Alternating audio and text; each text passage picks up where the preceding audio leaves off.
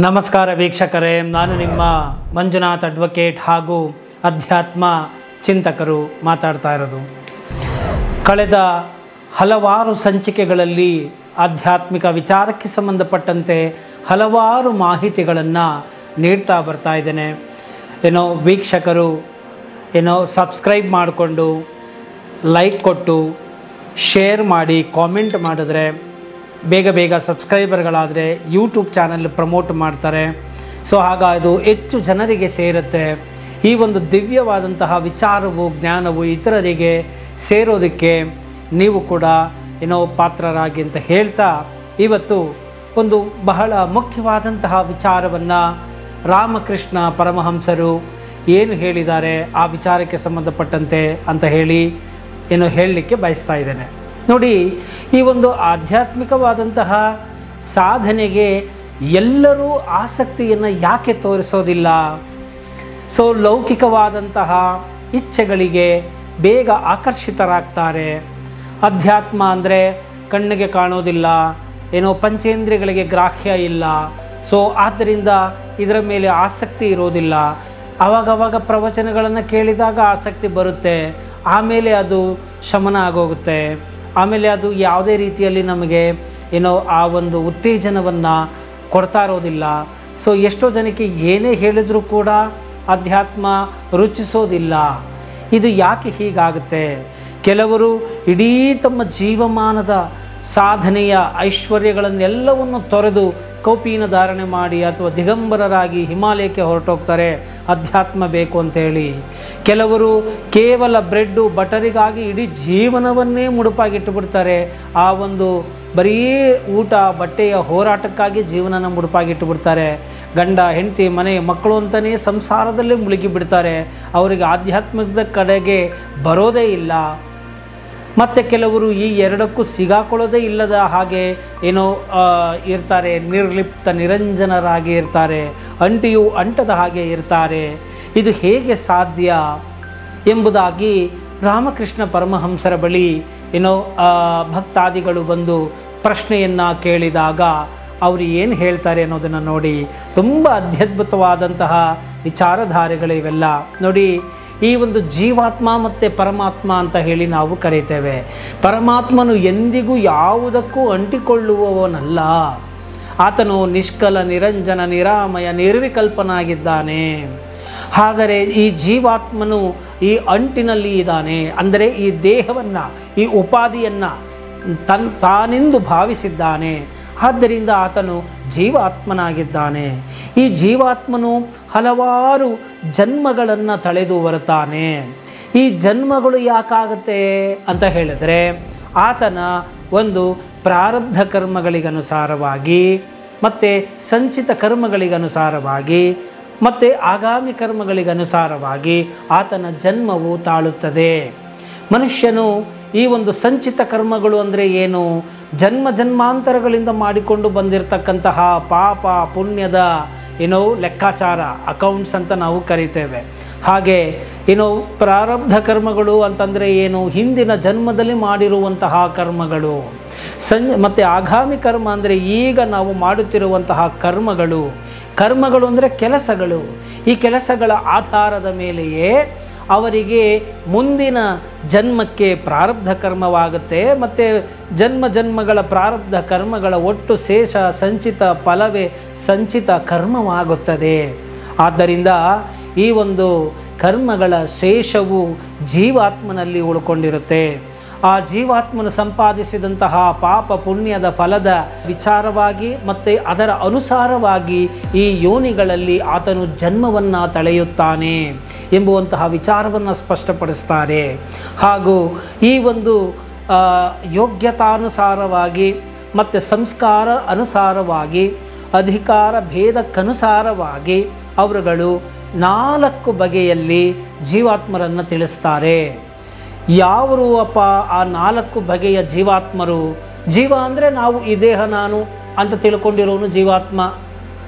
ಪರಮಾತ್ಮ ಎಲ್ಲೋ ಇದ್ದಾನೆ, ಆತನನ್ನು ನಾನು ಪೂಜಿಸ್ತಾ ಇದ್ದೇನೆ ಅಂತ ತಿಳ್ಕೊಂಡಿರೋನು ಜೀವಾತ್ಮ. ಸೊ ಈ ಜೀವಾತ್ಮರಲ್ಲಿ 4 ಬಗೆ ನೋಡಿ. ಅದರಲ್ಲಿ ಒಂದು ಬದ್ಧ ಜೀವಿಗಳು, ಎರಡನೇದು ಮುಮುಕ್ಷು ಜೀವಿಗಳು, ಆಮೇಲೆ ಮುಕ್ತ ಜೀವಿಗಳು ಮತ್ತು ನಿತ್ಯ ಜೀವಿಗಳು. ಅಂದರೆ ಬದ್ಧಾತ್ಮ, ಮುಮುಕ್ಷಾತ್ಮ ಮತ್ತು ಮುಕ್ತಾತ್ಮ ಮತ್ತು ನಿತ್ಯಾತ್ಮ. ಈ ರೀತಿಯಾಗಿ 4 ಬಗೆಯ ವಿಧದ ಅಂದರೆ ಕ್ಲಾಸಿಫಿಕೇಷನ್ನ ನಮಗೆ ಅರ್ಥ ಮಾಡಿಸುವ ಸಲುವಾಗಿ ಪರಮಹಂಸರು ತಿಳಿಸಿದ್ದಾರೆ.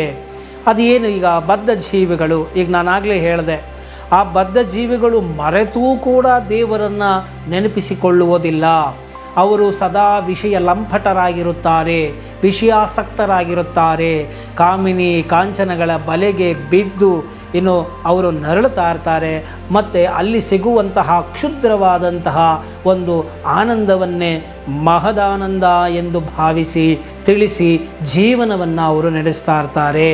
ಸೊ ಇಂಥವರು ಎಂದಿಗೂ ಕೂಡ ಈ ಒಂದು ಅಧ್ಯಾತ್ಮದ ಕಡೆಗೆ ಮತ್ತು ಈ ಒಂದು ಪರತತ್ವದ ಕಡೆಗೆ, ದಿವ್ಯತ್ವದ ಕಡೆಗೆ ಅವರ ಮನಸ್ಸು ಬರುವುದೇ ಇಲ್ಲ. ಇದೆಲ್ಲವೂ ಅಪ್ರಯೋಜಕ, ಅಪ್ರಸ್ತುತ, ಬೇಕಾಗಿಲ್ಲದೆ ಇರೋದು ಅಂತ ಹೇಳಿ ಅದನ್ನು ಟೀಕಿಸಿ ಅವರು ಇರ್ತಾರೆ. ಅಂತಹವರನ್ನು ಬದ್ಧ ಜೀವಿಗಳು ಅಂತ ಹೇಳಿ ಕರೀತಾರೆ. ಇನ್ನು ಎರಡನೆಯದಾಗಿ ಮುಮುಕ್ಷು ಜೀವಿಗಳು ಅಂದರೆ ಏನು? ಮುಮುಕ್ಷು ಯಾರು? ಮೋಕ್ತು ಇಚ್ಛಾನ್ ಮುಮುಕ್ಷುಹು ಅಂತ. ಅಂದರೆ ಮೋಕ್ಷವನ್ನು ಬಯಸುವವನು, ಬಿಡುಗಡೆಯನ್ನು ಬಯಸುವವನು, ಸ್ವತಂತ್ರವನ್ನು ಬಯಸುವವನು, ಸಂಸಾರದ ಜಂಜಾಟದ ಚಕ್ರದಲ್ಲಿ ಸಿಲುಕದಂತೆ ಮುಕ್ತಿಯನ್ನು ಬಯಸುವವನು ಮುಮುಕ್ಷುವಾಗಿರ್ತಾನೆ. ಈ ಮುಮುಕ್ಷುಗಳು ಮುಕ್ತಿಯನ್ನು ಬಯಸುವವರು, ಇಚ್ಛಿಸುವವರು. ಇವರು ಕೂಡ ಏನು ಮಾಡ್ತಾರೆ? ಈ ಸಂಸಾರವೆಂಬ ಬಲೆಗೆ ಬಿದ್ದೋಗಿರ್ತಾರೆ. ಆದರೆ ಅದರಿಂದ ಅವರು ತಪ್ಪಿಸಿಕೊಳ್ಳುವ ಪ್ರಯತ್ನವನ್ನು ಮಾಡ್ತಾರೆ. ಆದ್ದರಿಂದ ಅವರನ್ನು ಮುಮುಕ್ಷು ಜೀವಿಗಳು, ಜೀವಾತ್ಮಗಳು ಅಂತ ಹೇಳಿ ಕರಿತೇವೆ. ಇನ್ನು ಮೂರನೆಯದಾಗಿ ಮುಕ್ತ ಜೀವಗಳು ಅಂತಂದರೆ ಏನು? ಇವರು ಎಂದಿಗೂ ಕೂಡ ಈ ಕಾಮಿನಿ ಕಾಂಚನ ವಿಷಯಾಸಕ್ತದ ಭೋಗದ ಲೋಲುಪತೆಯಲ್ಲಿ ಸಿಲುಕದೇ ಇರುವಂತಹವರು. ಅಂದರೆ ಈ ಸಾಧುಗಳು, ಮಹಾತ್ಮರು ಅಂತ ನಾವೇನು ಕರಿತೇವೆ, ಋಷಿಗಳು, ಋಷಿವರೇಣ್ಯರು, ಸಾಧಕರು, ಇಂತಹವರನ್ನು ನಾವು ಮುಕ್ತ ಜೀವಿಗಳು ಅಂತ ಹೇಳಿ ನಾವು ಕರೆಯಬಹುದಾಗಿದೆ. ಅವರಿಗೆ ಈ ವಿಷಯಗಳ ಬಗ್ಗೆ ರುಚಿಸುವುದೇ ಇಲ್ಲ. ಇನ್ನು ನಿತ್ಯ ಜೀವಗಳು ಅಂದರೆ ಏನು? ಈ ನಿತ್ಯರು ಅಂದರೆ ಏನು? ಸದಾ ಪ್ರಪಂಚದಲ್ಲಿರುವ ಇತರ ಜನರಿಗೆ ಮಂಗಳವನ್ನುಂಟು ಮಾಡಲಿಕ್ಕಾಗಿ ಹಾಗೂ ಅವರಿಗೆ ಶಿಕ್ಷಣ ಕೊಡಲಿಕ್ಕಾಗಿ ಅವರು ಏನು ಜನ್ಮವನ್ನು ತಳೆದಿರ್ತಾರೆ ಮತ್ತು ಅವರು ಅವತಾರಗಳ ಮುಖಾಂತರ ಬಂದಿರ್ತಾರೆ. ಸೊ ಅಂಥವರನ್ನು ನಿತ್ಯ ಜೀವಗಳು ಅಂತ ಕರೀತೇವೆ. ಅವರು ಎಂದಿಗೂ ಈ ಸಂಸಾರ ಚಕ್ರದ ವಿಷಯ ವರ್ತುಲದ ಬಲೆಗೆ ಸಿಗಾಕೊಳ್ಳೋದೇ ಇಲ್ಲ, ಬಲೆಗೆ ಅವರು ಬೀಳುವುದೇ ಇಲ್ಲ. ಉದಾಹರಣೆಗೆ ನಾವು ನಾರದ ಮಹರ್ಷಿಗಳನ್ನು ಉದಾಹರಣೆಯಾಗಿ ತೆಗೆದುಕೊಳ್ಳಬಹುದು. ಅವರು 3 ಲೋಕಗಳಿಗೂ ಲೋಕ ಕಲ್ಯಾಣಾರ್ಥವಾಗಿ ಸಂಚಾರವನ್ನು ಮಾಡ್ತಾ ಇರ್ತಾರೆ. ಸೊ ಆದ್ದರಿಂದ ಅವರು ನಿತ್ಯರು ಅಂತ ಹೇಳಿ ನಾವು ಕರೆಯಬಹುದಾಗಿದೆ.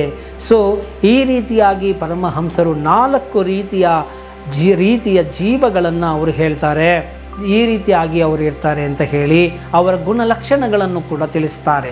ಅದನ್ನು ಉದಾಹರಣೆಯ ಮುಖಾಂತರವೂ ಕೂಡ ನಮಗೆ ಅರ್ಥವಾಗುವ ಹಾಗೆ ತಿಳಿಸ್ತಾರೆ. ಪರಮಹಂಸರ ಮಾತು ಏಕೆ ನಮಗೆ ತುಂಬ ಅಪ್ಯಾಯಮಾನವಾಗಿರುತ್ತೆ ಮತ್ತು ಸುಂದರ ಸೊಗಸಾಗಿರುತ್ತೆ ಅಂತ ಹೇಳಿದರೆ, ಅಷ್ಟು ಸರಳವಾಗಿ ಗಹನವಾದಂತಹ ವೇದಾಂತದ ವಿಚಾರಗಳನ್ನು ತಿಳಿಸಿದ ಮಹಾತ್ಮರನ್ನು ನಾನು ಇನ್ನೊಬ್ಬರನ್ನು ಕಾಣೆ.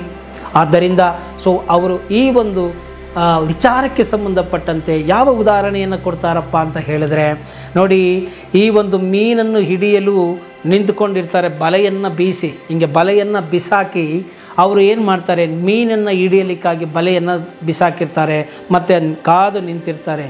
ಆವಾಗ ಏನು ಮಾಡುತ್ತೆ? ಕೆಲವು ಮೀನುಗಳು ಏನು ಮಾಡುತ್ತೆ? ಆ ಬಲೆಯ ಒಳಗಡೆ ಕೆಳಗಡೆ ಹೋಗಿ ಆ ಬಲೆಗೆ ಕಚ್ಕೊಂಡು ಇದು ಬಿಡುತ್ತಂತೆ ಆ ಮೀನುಗಳು. ಅಂದರೆ ಆ ಬಲೆಯ ಒಳಗಡೆ ನಾನು ಸಿಗಾಕೊಂಡಿದ್ದೀನಿ ಅಂತ ಗೊತ್ತಿಲ್ಲ. ಆ ಬಲೆಯ ಒಳಗಡೆ ಕೆಳಗಡೆ ತಳದಲ್ಲಿ ಪದರಕ್ಕೆ ಹೋಗಿ ಅದ್ರ ನೆಟ್ಟಿರುತ್ತಲ್ಲ, ಆ ನೆಟ್ಟುಗಳಿಗೆ ಅಂಟ್ಕೊಂಡ್ಬಿಟ್ಟು ನಾನು ಸುರಕ್ಷಿತನಾಗಿದ್ದೇನೆ ಅಂತ ಹೇಳಿ ಅದನ್ನು ಹಿಡ್ಕೊಂಡು ತಳದಲ್ಲಿ ಕೂತ್ಕೊಂಡ್ಬಿಡುತ್ತಂತೆ ಮೀನುಗಳು. ಅಂಥ ಮೀನುಗಳನ್ನು ನಾನು ಈಗಾಗಲೇ ಹೇಳಿದ ಹಾಗೆ ಬದ್ಧ ಜೀವಿಗಳು ಅಂತ ಹೇಳಿ ನಾವು ಕರಿತೇವೆ. ಅಂದರೆ ಸಂಸಾರಾಸಕ್ತಿಯನ್ನು ಬಿಟ್ಟು ಬೇರೆ ಯಾವುದು ಬೇಕೇ ಆಗಿಲ್ಲ, ಅವರಿಗೆ ದೇವರ ಚಿಂತನೆಗಳೇ ಬೇಕಾಗಿಲ್ಲ.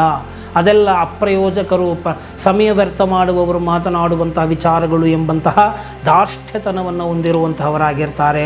ಅಂಥವರು ಬದ್ಧ ಜೀವಿಗಳು. ಅವರು ಬಲೆಯಲ್ಲಿದ್ದರೂ ಆ ಒಂದು ತಳದಲ್ಲಿ ಅವರು ಅದನ್ನು ಅಂಟ್ಕೊಂಡು ಆ ಬಲೆಯನ್ನು ಹಿಡ್ಕೊಂಡು ಕೂತ್ಬಿಟ್ಟಿರ್ತಾರೆ. ಅದು ಬಲೆ ಅನ್ನೋದನ್ನು ತಿಳಿದುಕೊಳ್ಳದೆ ಅದರಿಂದ ಆಚೆ ಬರೋ ಪ್ರಯತ್ನವನ್ನು ಕೂಡ ಅವರು ಮಾಡೋದೇ ಇಲ್ಲ. ನಾನು ಸೇಫಾಗಿದ್ದೀನಿ ಅಂತ ಇದ್ದು ಬಿಡ್ತಾರೆ. ಮತ್ತು ಇಂತಹ ಒಂದು ಬದ್ಧ ಜೀವಿಗಳು. ಇನ್ನು ಈ ಮುಮುಕ್ಷು ಜೀವಿಗಳು ಏನಪ್ಪ ಅಂತ ಹೇಳಿದರೆ, ಬಲೆಗೆ ಬಿದ್ದರೂ ಕೂಡ ಅವರು ಚಂಗ್ ಅಂತ ಆರಿಬಿಡುತ್ತೆ. ನೀವು ನೋಡಿರ್ತೀರ, ಬಲೆಗೆ ಆಗ್ತಾ ಇದ್ದಂಗೆ ಮೀನುಗಳು ಪಟ್ ಪಟ್ ಪಟ್ ಪಟ್ ಅಂತ ಆರಿಕೊಂಡು ಕೆಲವು ಬಲೆಯಿಂದ ಆಚೆಗೆ ಅವು ಜಾರಿಕೊಂಡು ಮತ್ತು ಜಂಪ್ ಮಾಡಿಕೊಂಡು ಹಾರಿ ತಪ್ಪಿಸ್ಕೊಂಡ್ಬಿಡ್ತವೆ.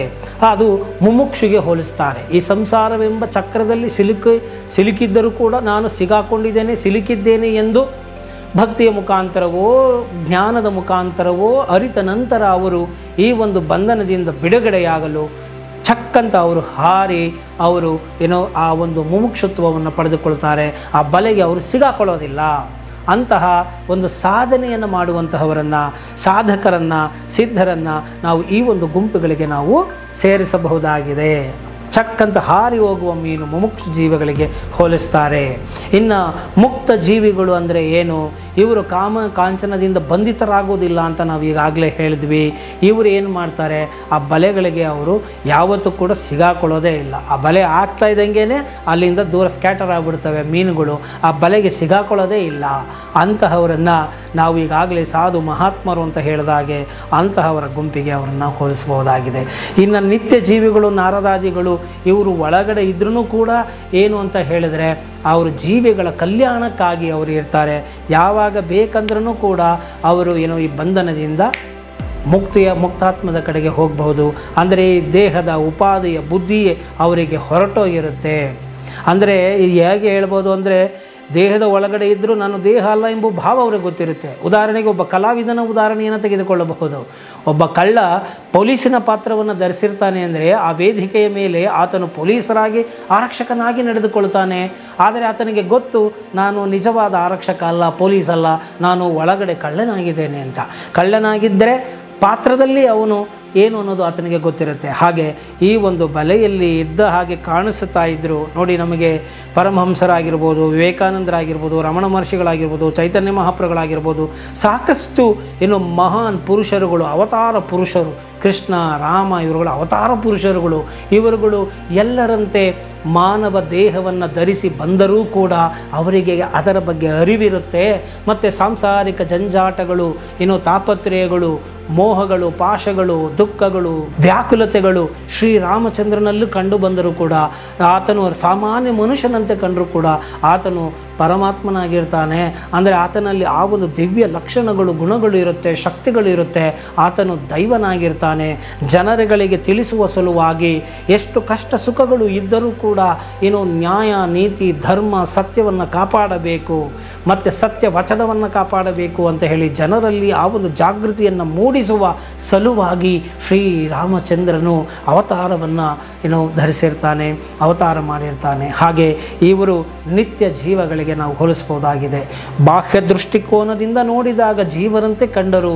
ಅವರು ಎಳ್ಳಷ್ಟು ಈ ಒಂದು ಬಲೆಗೆ ಬೀಳದಂತಹ ಶಿಕ್ಷಣವನ್ನು ಕೊಡಲಿಕ್ಕಾಗಿಯೇ ಬಂದಿರುವಂತಹ ಅವತಾರ ಪುರುಷರಾಗಿರ್ತಾರೆ ಎಂಬುವಂತಹ ಮಾತನ್ನು ಶ್ರೀರಾಮಕೃಷ್ಣ ಪರಮಹಂಸರು ಬಹಳ ಸರಳವಾಗಿ ನಮಗೆ ತಿಳಿಸಿಕೊಟ್ಟಿದ್ದಾರೆ. ನೋಡಿ ಎಂತಹ ದಿವ್ಯವಾದಂತಹ ವಿಚಾರಗಳು.